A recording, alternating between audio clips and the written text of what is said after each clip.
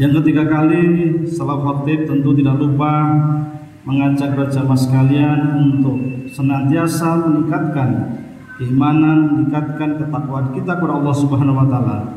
Karena hanya dengan keimanan dan ketakwaan itulah yang nanti akan menjadi bekal di yaumul kiamat. Sidang jamaah Jumat rahmatullah. Pada Jumat kali ini kami akan menyampaikan beberapa poin penting yang termaktub di dalam Quran surat 34, Quran surat As-Saba yang terdiri dari 54 ayat. Akan tetapi kami akan mencoba menyampaikan beberapa poin yang terkait dengan penjelasan di dalam surat As-Saba. Bapak Ibu jamaah rahmatullah, surat As-Saba atau surat yang ke-34 itu diambil dari penjelasan atau isi di dalam Quran surat As-Saba itu sendiri di ayat yang ke-15. Perlu kita ketahui adalah Saba adalah sebuah suku atau kabilah yang berada di wilayah utara kota Mekah, atau mungkin tepatnya kalau sekarang itulah di daerah Yaman. Saba adalah sebuah kabilah, sebuah suku yang telah mengalami beberapa kejayaan, mengalami beberapa keagungan, kebesaran sebuah negeri. Tetapi karena kekafiran, karena kecongkaan, kesombongan itulah kemudian pada akhirnya negeri Sabah atau suku Sabah atau kabilah Sabah itulah kemudian menjadi negeri yang hancur, negeri yang miskin. Sidang jamaah Jumat rahmatullah, dalam surat ini diawali dengan Fafatihus Surat, dengan pembukaan surat yang berbunyi Bismillahirrahmanirrahim. Alhamdulilladzi lahu ma fis samawati wa ma fil ardi walal hamdu fil akhirah wa wal hakimul habir. Segala puji bagi Allah yang memiliki apa yang ada di langit dan apa yang ada di bumi, dan segala puji di akhirat bagi Allah, dan dialah yang maha bijaksana, maha teliti. Dalam pembukaan surat ini sebagai penjelasan kepada bagi siapa yang baca bahwa ada ungkapan atau meminta perhatian kepada kita bahwa apa-apa yang ada di langit, apa-apa yang ada di bumi itu adalah milik Allah. Maka disitulah kita harus selalu memuji kebesaran Allah. Begitu juga bahwa akhirat yang nanti akan menjadi akhir dari sebuah kehidupan itulah juga milik Allah. Maka ditutup dengan sebuah kalimat atau lafaz, dan dialah Allah yang maha bijaksana, maha teliti, yaitu teliti dalam melihat kehidupan di dunia ini. Sidang jamaah Jumat rahmatullah, kembali kepada As-Saba yang tadi di awal khutbah telah kami bacakan ayat 15. Laqad kana lisaba'in fi maskanihim ayatun janati an yamini wa shimal kulu min rizqi rabbikum waskurullah baldatun thayyibatun wa rabbun ghafur. Sungguh bagi kaum Saba ada tanda-tanda kebesaran dari Tuhan di tempat kediaman mereka, yaitu ada 2 buah kebun di sebelah kanan dan kebun di sebelah kiri. Kepada mereka dikatakan, makanlah olehmu dari rezeki yang dianugerahkan oleh Tuhanmu dan bersyukurlah kepadanya. Negerimu adalah negeri yang baik, negeri yang nyaman, dan sedangkan Tuhanmu yaitu Allah selalu memberikan ampunan. Baldatun thayyibatun wa rabbun ghafur. Baldah negeri, thayyibah itu baik atau aman, wa rabbun ghafur dan Tuhannya selalu mengampuni. Ini adalah gambaran bagaimana keagungan, kebesaran sebuah negeri yang pada waktu itu di negeri Saba ada 2 bendungan yang sangat terkenal, namanya bendungan Ma'arif. Bendungan Ma'arif itulah bendungan yang sangat-sangat menjadi urat nadi dalam kehidupan pertanian di suku atau di kabilah Sabak itu.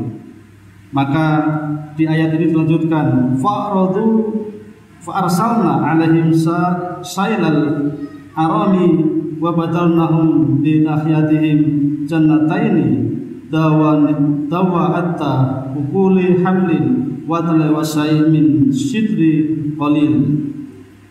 Tetapi mereka berpaling, maka kami kirim kepada mereka banjir yang besar, dan kami ganti kedua kebun mereka yang subur itu dengan kebun-kebun yang ditumbuhi oleh pohon-pohon yang pahit, yaitu disebut dengan pohon al-asal dan juga pohon al-sidr.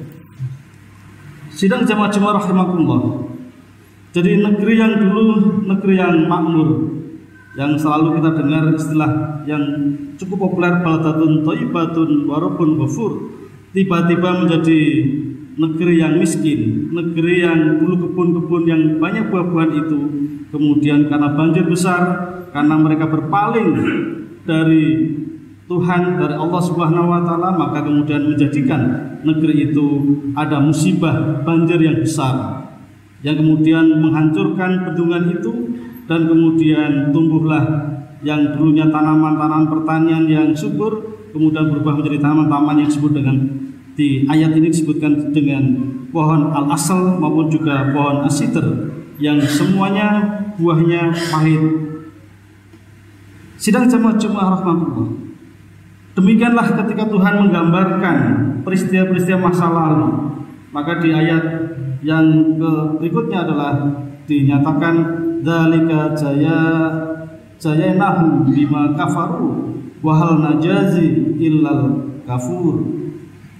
Demikianlah kami memberi balasan kepada mereka karena kekafiran mereka, dan kami tidak menjatuhkan azab yang demikian itu melainkan kepada orang-orang yang sangat kafir.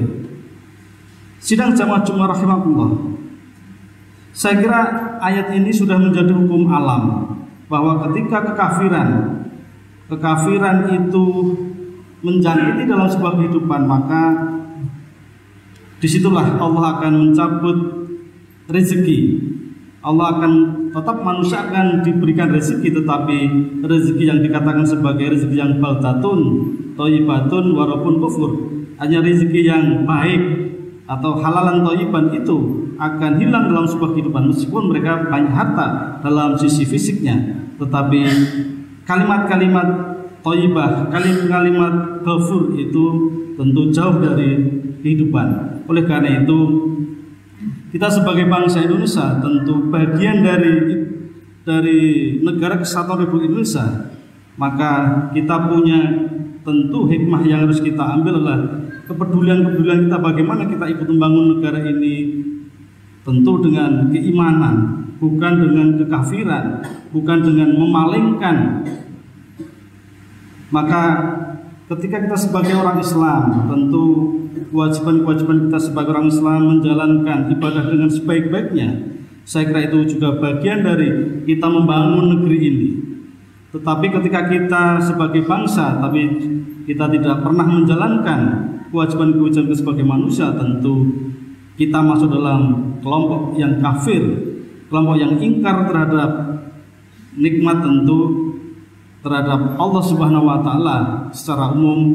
Tentu ini akan juga sedikit demi sedikit akan mengikis sebagai bangsa kita yang dikatakan sebagai bangsa Indonesia yang gemah ripah laut Sinawi. Semua menjadi nikmat, semua menjadi rezeki, tetapi kita suatu saat ketika kita ingkar kepada Allah, bangsa ini sudah tidak lagi beriman kepada Allah, tentu hukum-hukum alam ini akan berbicara.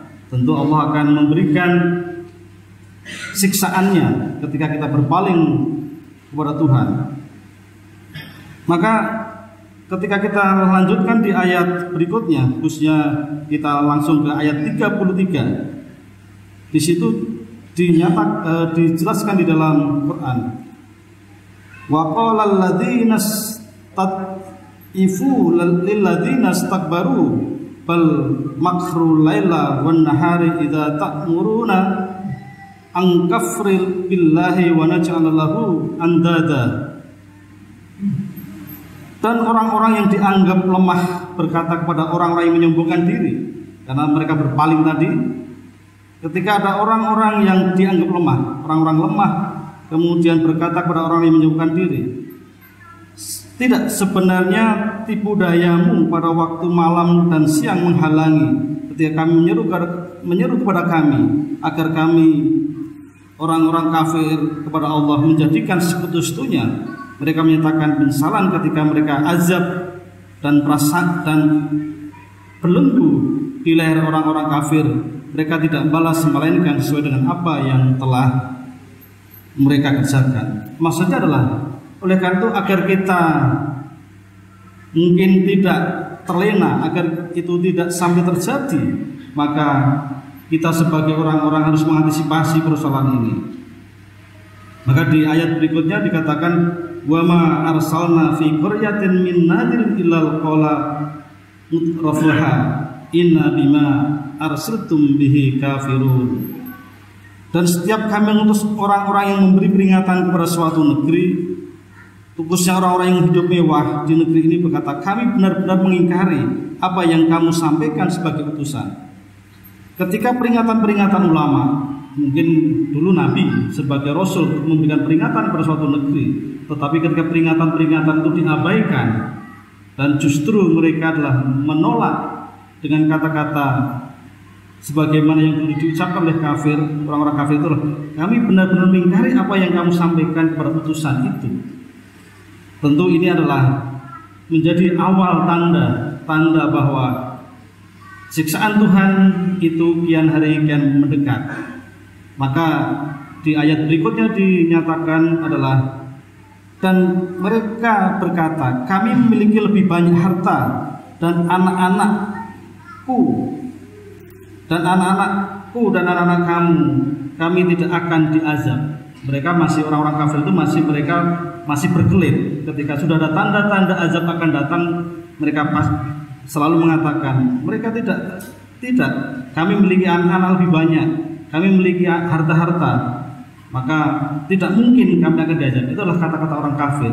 Dan tentu peringatan-peringatan itu, maka Allah mengatakan, sungguh Allah melapangkan rezeki bagi siapa yang dikehendaki dan juga membatasi bagi siapa yang dikehendaki, tetapi kebanyakan manusia tidak mengetahui dan justru manusia kebanyakan mengingkari. Sidang jamaah Jumat rahimahullah, ayat 32 sampai dengan 37 memberikan pemahaman hikmah kepada kita bahwa hukum Tuhan akan berlaku ketika di situ orang-orang yang kafir, orang yang tidak beriman sudah mengambil alih setiap kuasa, setiap kekuasaan, setiap kepimpinan, dan mereka selalu mengingkari bahwa kejayaan yang mereka ambil itu semata-mata dari usaha mereka, bukan bagian dari rezeki oleh Tuhan.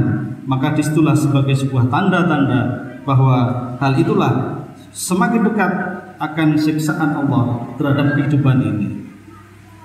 Sidang jamaah Jumat rahimahullah, apabila kita lusuri, misalkan kita lihat dalam sejarah buku yang menjadi buku babon dalam kita belajar sejarah, Arnold Toynbee misalkan dalam bukunya Sejarah Umat Manusia, dalam sejarah manusia adalah tidak ada sebuah negeri yang kemudian bisa bertahan lebih dari 200 tahun. Kejayaan itu pasti akan silih berganti. Ketika negeri-negeri diberikan kejayaan kemudian mereka ingkar pada Tuhan, maka disitulah ketentuan Tuhan akan berlaku. Entah itu dalam bentuk resesi ekonomi, entah itu dalam bentuk bencana, atau mungkin dalam bentuk-bentuk yang lain. Mungkin di Indonesia juga kita tahu bahwa dulu negeri Majapahit yang sebagai negeri Nusantara, atau Mataram yang dulu yang kejayaan, tapi karena kemudian mereka menjauhkan dari Tuhan, ketika kerajaan Mataram banyak perselisihan, banyak percekcokan, banyak tentang kekuasaan, sehingga disitulah tanda-tanda bahwa akan menjadi negeri yang miskin, menjadi negeri yang terbelakang dan sebagainya. Oleh karena itu kita sebagai bangsa Indonesia, suka mau tidak suka, mau tidak mau, kita harus mencoba belajar dari sejarah peradaban manusia itu. Maka salah satu kunci adalah meskipun kita punya negara Pancasila, di situ ada berdasarkan ketuhanan yang Maha Esa. Apakah ketuhanan yang Maha Esa itu sudah menjadi bagian terpenting dalam kehidupan manusia sebagai pilar-pilar? Maka inilah menjadi tugas kita sebagai masyarakat, sebagai bagian yang terkecil dari bagian negara ini. Maka mulai dari kita, diri sendiri kita, dari masyarakat kita, maka keimanan yang harus kita tumbuhkan, kebersamaan kita sibukkan, kemudian selalu senantiasa dekat dengan Tuhan. Maka disitulah kita masih punya harapan bahwa Tuhan akan selalu memberikan rezeki kepada kita sekalian, dan juga Tuhan akan selalu membimbing kita untuk menuju sebuah kejayaan. Apabila itu tidak dilakukan, maka kita hanya tinggal menunggu bagaimana kapan kita akan diberlakukan hukum alam sebagaimana di Al-Quran ini. Sidang jamaah Jumat rahmatullah, mudah-mudahan sedikit khutbah Jumat yang mengambil tema atau membahas, mereview atau mungkin menjelaskan hikmah-hikmah yang ada di dalam Quran surat As-Saba ini bisa bermanfaat bagi kita semua. Barakallahu li wa lakum fil hadits.